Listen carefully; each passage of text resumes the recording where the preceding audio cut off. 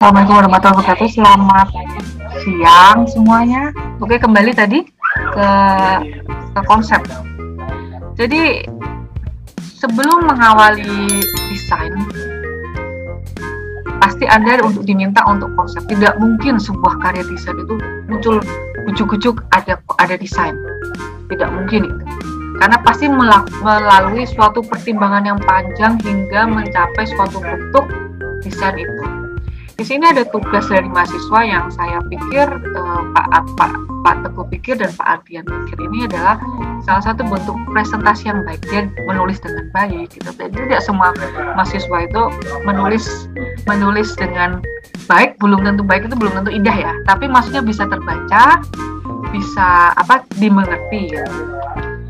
Padahal dulu pada saat saya kuliah tuh bahkan teman-teman itu berlomba-lomba untuk membuat karakteristik suatu huruf. Jadi dia punya ciri khas sendiri, hurufnya dia akan seperti ini. Karena kita dulu belum ada digital, belum ada komputer. Jadi membuat suatu huruf karya dia sendiri, misalnya itu akan jadi ciri khasnya dia. Tapi mungkin untuk sekarang tidak perlu. Yang jelas perlu. Yang jelas bisa dibaca saja. Jadi sebelum kita masuk suatu desain, kita perlu membuat suatu konsep di sini ya. Di sini ada alur pikirnya. Seperti sudah saya terangkan sebelumnya, dari aspek itu mudah sebetulnya. Kalau Anda bisa berpikir logis, runtun, itu yang penting saya ucapkan sih. Semua harus berpikir runtun. Jadi dari deskripsi objek, kemudian analisa, hingga terakhir adalah desain. Di sini saya ada contoh alur pikir, TOR, statement, dataset, itu adalah deskripsi dari objek yang Anda akan desain. Jadi, misalnya nanti tugas Anda adalah rumah kos. Misalnya rumah kos, kalau benar nanti pada akhirnya rumah kos yang level berapa, saya nanti akan diutarakan lebih lanjut oleh Pak Teguh. TOR-nya apa? Nah, Pak Teguh memberikan tugas, dan misalnya Anda punya klien, TOR-nya itu term of reference, yaitu buatlah sebuah rumah kos dengan segmen marketnya adalah menengah ke atas, atau buatlah rumah kos yang dipergunakan untuk mahasiswa, atau rumah kos untuk pegawai karyawan, atau untuk karyawan kelasnya menengah ke bawah atau karyawan menengah ke atas. Itu nanti akan berbeda antara rumah kos untuk karyawan ataupun rumah kos untuk mahasiswa. Jadi TOR di sini harus Anda pahami, sehingga akan keluar statement pernyataan. Jadi nanti ada batasannya, rumah kos ini seperti ini, itu berdasarkan yang konsep Anda sendiri, individu biasanya. Nah, setelah Anda melalui TOR, statement itu semuanya, keluarlah dataset. Kemarin saya sudah memberikan alternatif, memberikan tentang pemilihan lokasi. Saya juga ada lagi webinar, saya matiin aja. Pemilihan lokasi, bagaimana Anda memilih lokasi. Jadi nanti mungkin lokasi akan diberikan bebas kepada Anda. Anda tinggal pilih lokasinya nanti di lingkungan rumah Anda atau di kota Anda, cari lokasi yang sesuai dengan yang dibutuhkan oleh fungsi rumah kos ini. Misalnya rumah kos untuk universitas atau untuk mahasiswa, untuk anak SMA, mungkin anak SMA jarang ya, untuk karyawan. Untuk karyawan itu biasanya berada di dekat perusahaan, atau untuk karyawan pabrik misalnya, atau untuk karyawan perkantoran. Carilah lokasi yang mungkin dekat dengan target market Anda. Tidak mungkin Anda mahasiswa, kos-kosan mahasiswa Anda letaknya di suburban atau pinggiran kota, jauh dari universitas. Mereka nanti akan datang ke universitas berjalan kaki atau naik mobil atau naik kendaraan umum, itu menjadi tidak efektif, tidak lagi jadi rumah kos-kosan yang menyenangkan, yang memudahkan mereka untuk langsung datang ke sekolah atau ke kampus. Jadi dari dataset ini, dari pemilihan lokasi, sebelum dataset itu harus ada pemilihan lokasi. Nanti Anda memilih lokasi berdasarkan yang kemarin saya sudah sampaikan.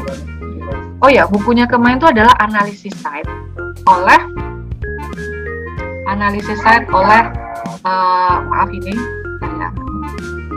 oleh Edward T. White. Coba nanti kalau seumpama Anda punya waktu, carilah di toko buku. Ini ada versi bahasa bahasa Indonesia sepertinya sebenarnya ada bahasa Indonesianya oleh Edward White, tapi kalau tidak ada coba cari googling, ini sudah buku babon ya, istilahnya buku babon, buku yang setiap mahasiswa itu dulu mahasiswa saya pada zamannya punya.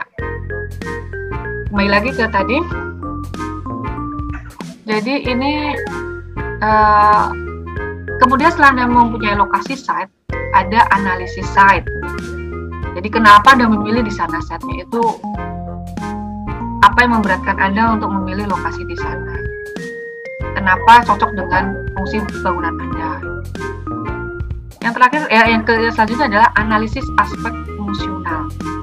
Jadi yang penghuni yang ada di sana itu aktivitasnya apa, kebutuhan ruangnya apa yang dibutuhkan, terus kapasitasnya akan berapa, jumlah ruang itu akan mempengaruhi jumlah ruang, misalnya kamar atau misalnya nanti kapasitas ruang pertemuan, ruang bersamanya, ruang untuk makan atau ruang dapurnya seberapa besarnya, itu nanti akan mempengaruhi semuanya itu. Nah, dengan begitu nanti bisa akan keluar sirkulasi ruangnya, organisasi ruang, kedekatan antar ruang itu satu sama lain itu di mana. Itu nanti akan masuk ke, kemudian selanjutnya adalah zoning. Jadi setelah Anda tahu semua kebutuhan ruangnya, ya udah kemudian ketemu zoning. Ruang mana yang dekat dengan ruang mana yang dekat dengan ruang mana, yang mana publik, yang mana yang semi publik, yang mana privat. Jadi akan ketemu zoning itu. Dan terakhir adalah konsep desain. Konsep desain ini lebih ke bentuk estetiknya atau lebih ke bentuk form arsitekturnya.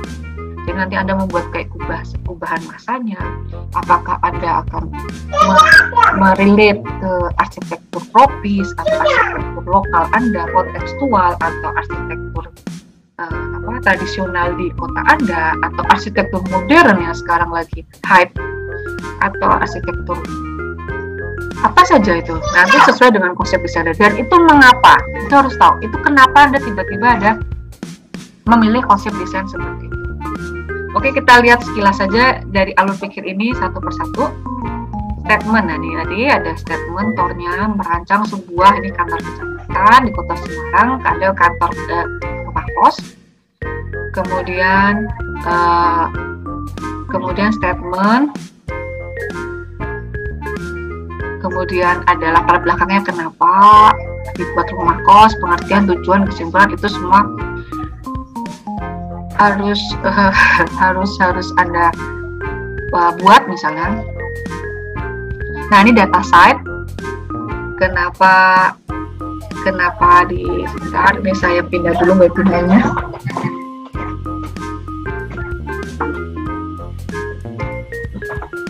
Dataset misalnya posisinya di mana itu harus jelas, kenapa di sana, ukurannya berapa.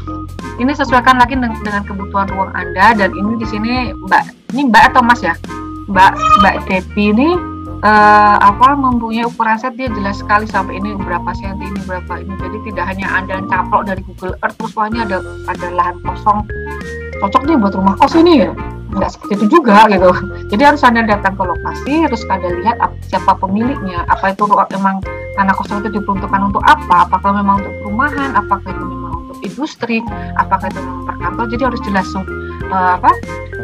land use-nya di sana itu apa. Kemudian harus juga tahu batas setnya apa, utara, selatan, dan lain sebagainya. Itu kaitannya nanti untuk faktor kenyamanan dan aksesibilitas dan lain sebagainya.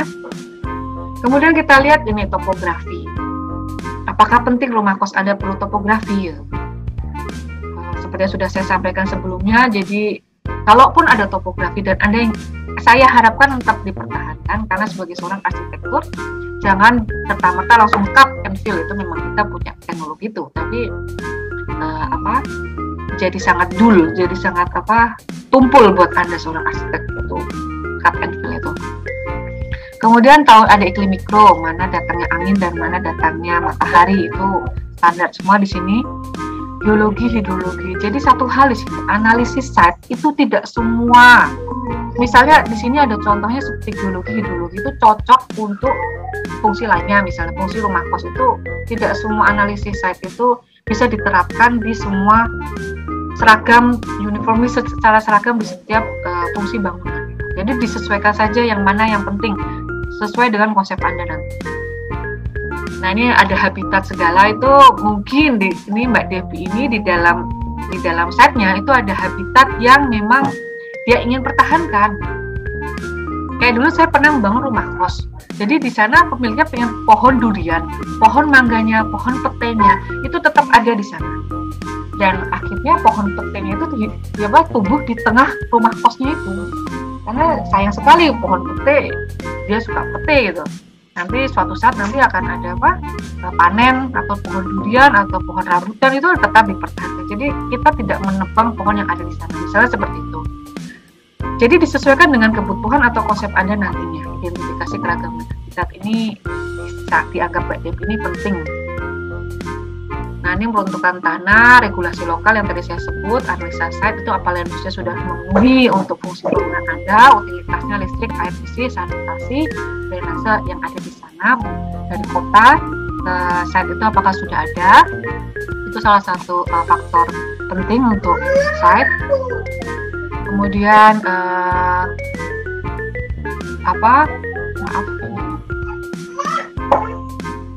terus ada persepsi sensorik ini, misalnya view dari site sama view dari luar on-site sama view dari luar site ke dalam bangunan penting tidak untuk kamar kos ini gitu. Mungkin di site Anda terdiri dari pegunungan atau apa, jadi bisa melihat view yang indah itu salah satu poin plus untuk kamar kos Anda, rumah kos Anda itu. Atau mungkin kebisingan karena Anda ingin rumah kos Anda itu tenang buat mahasiswa bisa belajar dengan baik atau untuk karyawan bisa beristirahat juga dengan baik. Nah, ini kemudian ada analisis aspek fungsional pelaku apa siapa saja yang ada di sana, kelompok aktivitas apa yang akan berlangsung di sana, mungkin seperti itu. Jadi nanti bisa Anda sesuaikan dengan fungsi bangunan Anda di sini. Di sini kegiatan utama, kegiatan pendukungnya apa, kegiatan penunjang, kegiatan utama penunjang, dan lain sebagainya. Ini erat hubungannya dengan kebutuhan ruang nantinya pada saat Anda memutuskan kebutuhan ruang apa yang perlu di dalam kamar kos. Siapa tahu nanti di kamar kos Anda perlu ruang fitness, kan memang kamar kosnya ada perlu kamar fitness karena mahasiswa atau karyawannya harus tetap fit. Atau misalnya perlu adanya ruang belajar bersama. Jadi mahasiswa tidak perlu belajar di kamar, jadi nanti ada suatu tempat belajar yang memungkinkan misalnya teman-temannya tidak perlu masuk kamar, tapi nanti belajarnya di ruang belajar itu bersama.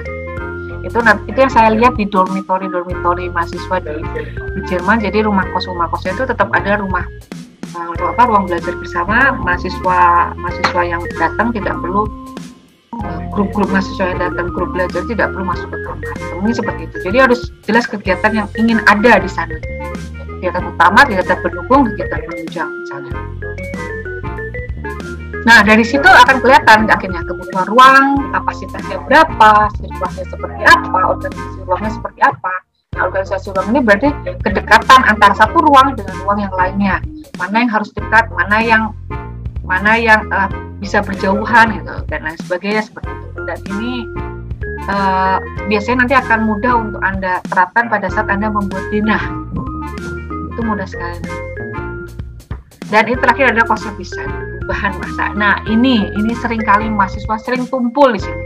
Jadi setelah Anda membuat konsep yang sebelumnya mungkin bagus, indah dan lain sebagainya dengan bayangan yang fantastis dan lain sebagainya, tetapi pada saat Anda membuat bahan masa, desainnya akan seperti apa? Dan ini adalah perlunya kemampuan tangan Anda.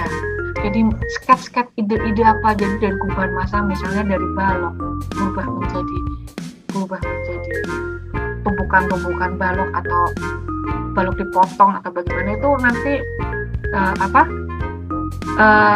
penting pada saat Anda menerapkannya dibentuk seluruhnya masa bangunan Anda. Apakah masa bangunan Anda single building? Apakah terdiri dari masa bangunan banyak bangunan? Misalnya kamar kos Anda terdiri dari banyak bangunan, ada bangunan berlima atau mungkin kamar kos yang berbentuk U, di tengah U itu nanti ada pekarangan bersama, bisa bentuknya seperti diisi kolam renang ya. Sekarang sudah banyak kamar rumah-rumah kos dengan kolam renang yang di tengah, jadi seperti hotel resort gitu jadinya. Jadi setiap kamar kos punya akses ke kolam renangnya untuk rekreasi gitu, atau bisa seperti itu.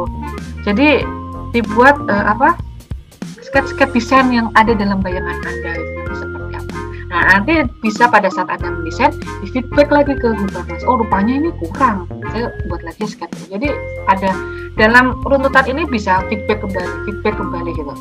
Dikembalikan gitu seperti kalau sama pada saat mendesain ada yang salah atau ada yang kurang, bisa nanti kembali ke yang awal. Ya, itu sekilas tentang desain. Ini ada zonasi, ada staff, layanan publik atau privat, semi publik atau publik, mana yang privat, mana yang publik, mana yang semi publik. Mungkin kalau di kamar kos yang menengah ke atas itu ada ruang penerima seperti halnya hotel. Misalnya bapak kos atau ibu kos yang menerima di sana. Jadi misalnya ada mahasiswa atau teman yang datang, tidak semua orang bisa masuk ke dalam rumah kos tersebut. Terus akhirnya ke semi publik, misalnya tadi saya sebut ada ruang bersama, ruang fitness atau ruang kolam renang atau sebagai macam, itu ruang semi publik. Dan terakhir adalah ruang privat, yaitu kamar-kamar dari rumah kos tersebut. Jadi nanti dari organisasi ruang akhirnya masuk ke zonasi.